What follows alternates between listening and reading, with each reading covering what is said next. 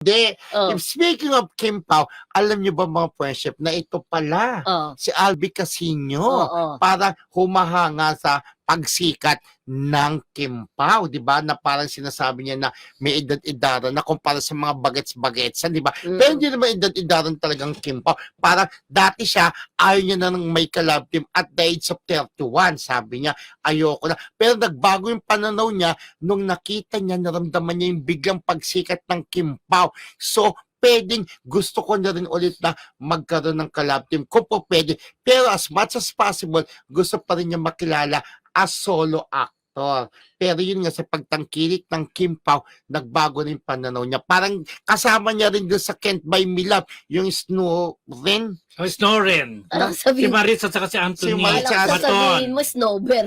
Snorin, di ba? Oo. Parang yun, parang na-engage siya na sa unexpected na kasikatan ni Maris Racal at ni Anthony Jennings as love team. So, bumilib siya. Snorin. Oo. Bumilib siya sa Kim Parang nagkaroon ng Pao. inspirasyon na parang Correct. gusto niya ulit na magkaroon ng love team kahit ngayon ay nagpapasexy siya sa Viva Oo. Max. Oo. Yan. Alam mo, naniniwala naman din ako na wala naman sa age yung pagkakaroon Oo. ng love team. Correct. Oo. Like the best example is si Richard Yap at saka si Jody Santa Maria. Oo. Tama. Oo. Kung tutuusin, mas may edad sila kaysa Oo. sa Kim Pao. Oo. Pero grabe yung kasikatan nila. Be careful with my heart. Oo. Or even nung panahon ng pangako sa'yo ni ano ba to?